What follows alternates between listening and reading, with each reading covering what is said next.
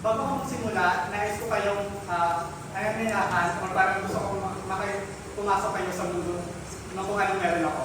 So, pinatawagan ko si Easy para samahan ako dito sa video.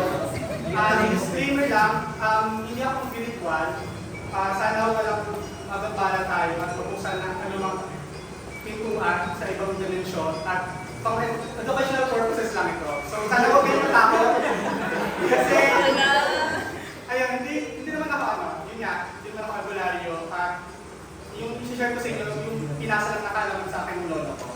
So, hindi naman ito formal na pag-albularyo, kundi parang gusto ko lang ibahagi sa inyo kung ano nga ba yung mundo na meron kami. So, easy.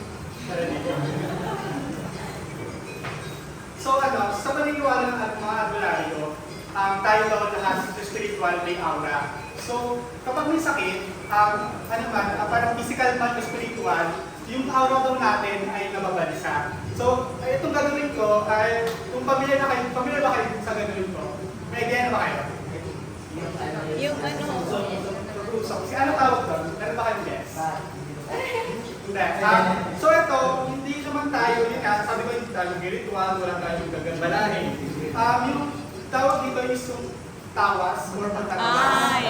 So yung pagtatawas nito, parang siyang isipin lang natin na pumunta tayo sa doktor. Kasi di ba uso yung doktor before, di ba? So parang pumunta tayo sa doktor, albularyo lang meron. So ito yung tinatawag ng check-up. So check-up lang to, so hindi tayo mag-chat. Wala kayong expect na mag-chat ako. Ano lang to, for informational. Sige, easy dito. Yan.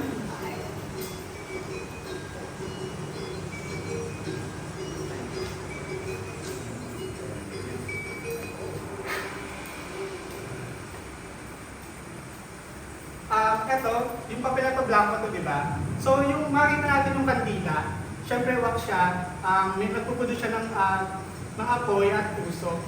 Ang gagawin natin, ilalapit lang natin siya sa papel. At yung usok niya, pupunta siya sa papel. So, ngayon, hindi natin siya makikita kasi hindi pa maganda yung usok na nilalabas ng papel. So, dito, kung familiar na kayo, may unti-unting nabubukong formation. Yan. Yung nabubuo nito, nagbumula siya sa usok ng kandila.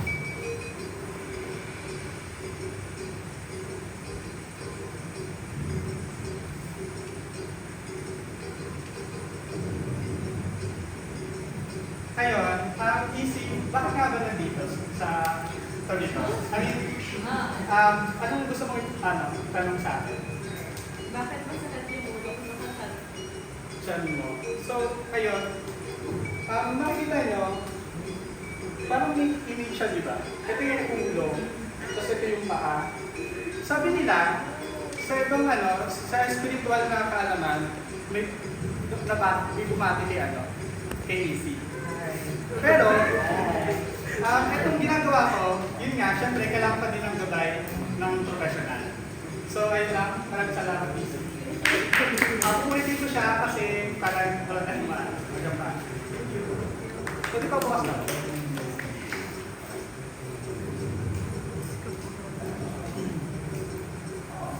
So, yung ginawa ko, ito yung ginagawa ng albularyo. Ito yung paniniwala nila. Hindi lang siya basta pangungula, may sistema sinusundan. So, yung ito, may malalim na kahulugan, may malalim na kahulugan spiritual na hindi kayang masagot ng mga laboratorio. Kaya ito yung lolo ko, ito yung kaalaman na pinasa niya sa akin dahil yung kaalaman ay hindi lang pagtanggap, isa itong aktibong responsibilidad sa pamilya at komunidad. Sino nga ba yung lolo ko? Marami akong alaala sa kanya. Nung 10 years ago, sinabi yung mga 10 taon, nung after 45 days nung namatay, nanaginip ako.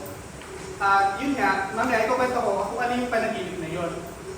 10 years ago, or sabihin natin 12 years, 13 years, kasi parang nasa 13 lang ako dun eh.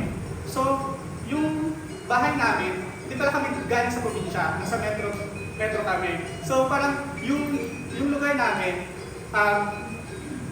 yun nga, hindi kami, sa metro lang kami. Bawat gabi or bawat araw, may pupunta sa bahay namin. So ako, parang naging receptionist ng lolo ko. So parang, ayun, pag every may pumapasok dun sa bahay namin, syempre hindi naman niya pwedeng tanggihan yung mga tao na yun. Kasi parang naging mission na to sa kanya. At parang yun nga, yung walang tanong kung kaya niya ba gawin ito at wala ding bayad na parang ibibigay sa kanya, puso lang. So, gumagamit siya ng natural na gamot, may langis, may sampong, at may lagundi. So, ito, gumagamit siya din ng pagtatawas, ng katulad na ginawa ko. Ngunit, hindi lang doon. Meron siyang kaalamang mas malalim na alam niya kung ano yung parang emotional o spiritual na ugat ng sakit. Kasi, yun nga, di ba, parang yung mga doctors, physical, at yung sa loob lang yung nakikita. Pero, yung sa mga albularyo, emotional at parang spiritual yung parang tinitignan nila. Ito, yung albularyo na to, hindi siya gawa ng Manlaco. Hindi rin siya dinala ng mga Kastila. Gawa siya ng mga katutubo na hanggang ngayon, dala-dala ko at pipresent ako sa inyo. Sa panaginip nga, kasi ito nga, may bato na tinatawag. Kung familiar kayo sa pelikula na Nosibo, may sisiyo. May anting-anting, at ito yung sa pamilya namin, bato. Hindi siya physical na bato, kung tutuusin. Kaya nung nananaginip ako, 10 years ago, nandun ako sa pinaka-paborito ng pwesto, at palagi itong dala-dala. Ito yung kasi may siya manigarilyo eh. So, dala-dala niya yan, dyan nalalagay sa garilyo na. Doon sa upuan na yon, na naginip ako, doon sa limbo na yon, parang madilim at walang liwanag, tanging isang ilaw lang yung nakatapat sa akin. May dumating na isang matanda na hindi ko kilala. Sabi ko, bakit hindi ito yung lolo ko? Parang naalala ko nun, sabi ko, hindi ito yung lolo ko kasi patay na siya. So, yung matanda na yun, tinatawag kasi namin yung mga kaibigan ni lolo. So, yung kaibigan niya na yun yung nagbigay sa akin ng parang nag-cover sa akin ng bato. Kasi yung parang tinatawag kasi nila yung bato na yun or yung sisiw na kontrata na parang kapag tinanggap mo to, magiging ganap ka na ng albularyo. Kaso, nung panahon na yun, hindi ko pa kaya. Natatakot ako kasi yun nga, parang namatay na yung lolo ko, paano na ako tuturuan? Diba? Parang may knowledge ako pero syempre yung kaalaman ko hindi pa sapat. So parang nalungkot din ako kasi dun sa kalungkutan na yun, hindi pa ako ready magbubod sa pagkamatay ng lolo ko. Inisip ko bakit, hindi naman ako makalolo eh. So parang yun nga, bakit ako napapasaan? Kasi ayun, hindi ko siya tinanggap. Pero yun sa panahon na ngayon, parang binibigay na ako ng espasyo. Yun nga sa panaginip na hindi siya nag-insist na pag sinabi niya, parang sinabi niya sa akin na okay lang yan, na parang pag-ready ka na. At ayun nga, sa pamilya, sa usaping pamilya naman, parang nagkaroon ng parang family gatherings, di ba? Parang 45 days. Alam mo kayo doon. Sumakto siya sa Christmas gathering. Nagtanong ako, kasi curious ako ng bata ko, bakit ako nanaginip na pinapasahan ako? Surprisingly, hindi lang ako yung may ganung kwento. May mga kwento din sa mga pinsan ko, ibang kamag-anak, na katulad sa akin, pero sa iba't ibang paraan. Meron din na parang nangyayari, parang mga ibang mga activities na nangyayari pagkatapos siya namatay. So, lahat ito, sabi ko parang naisip ko, ito yung kolektibong responsibilidad na yung lolo ko nag-iwan siya ng legacy para sa lahat. So, sa abot ng makakaya niya. So yun nga, walang hierarchy kung ikaw yung tunay na albularyo na yung tradisyon na ito nabubuhay dahil maraming taong ang nag-aambag sa iba't ibang paraan. Katulad ng ginagawa ko ngayon. Na yun nga, sa family gathering na ito, na-realize ko yung pagmamana ay hindi siya simpleng pagtanggap lang, kundi aktibong pagsasalamin sa responsibilidad ng pamilya. So ano nga ba yung bato? Yung sa natuklasan ko, ang albularyo, sa pagpapasa ng bato, may apat na pamamaraan. Una, yung nangyari sa akin, sa spiritual na pagtatatalaga, naka-identify siya dun sa pamamagitan ng panaginip. Pangalawa, sa physical, bilang simbolo, yun nga, may sa ibang lugar, may paniki, may sisiw, at anting-anting, at yun nga, ayon sa research, may chant na tinatawag, na parang nagcha-chant yung mga ninuno para bago maging ganap na albularyo isang tao. Pangatlo, yung unti-unting pag-aaral, parang apprentice, parang ano siya, nag-aaral yung isang susunod na albularyo na magiging, yun nga, nag-aaralan niya yung yung ceremony na gagawin dun sa pagiging albularyo. Pang-apat, yung pagkilala sa komunidad, na yung parang may kita talaga yung namumuno or yung albularyo dun sa isang komunidad para magiging susunod na albularyo. Yung sa amin, yun nga, flexible siya. So parang, pinasabi ko kanina, wala siyang system na sinusundan. So parang feeling ko, sa panaginip na yun, yun yung paraan na pagpapasa sa akin ng lolo ko. So sa 10 taon na pag-isip ko, parang nag-pag-isip ako, tinanggap ko ba yung bato o dala-dala ko lang yung pasanin, hindi ko siya tinanggap. So ayun, ngayon mabigat siya sa akin kasi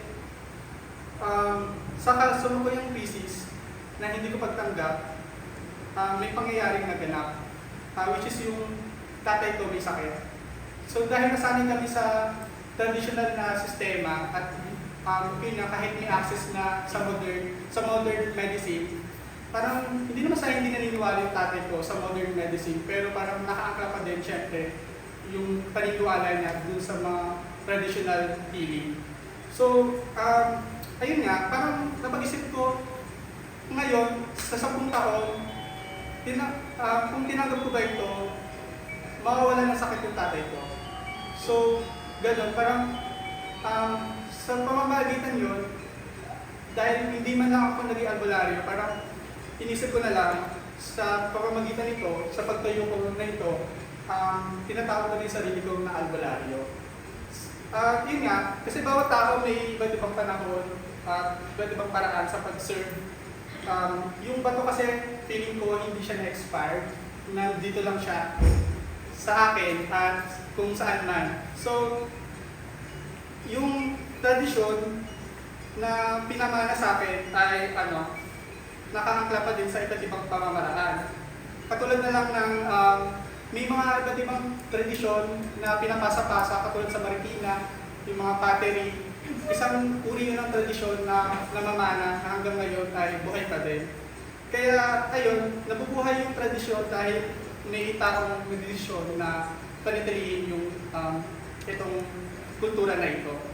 Kaya ayun, alam ko na kahit na wala akong bato or feeling ko, isa man sa inyo may bato, kahit wala tayong bato, feeling ko kailangan natin ipasa pa din yung tradisyon at kultura na namana natin na hanggat ngayon, ayun, kunyari, kasi parang kung hindi ko siya ipapasa, parang mamamatay yung kwento ng lolo ko. Kaya yung pamana para sa akin, yun nga, hindi siya simpleng pagtanggap ko lang ng bato, kundi responsibilidad siya ng aming pamilya. Yun lang.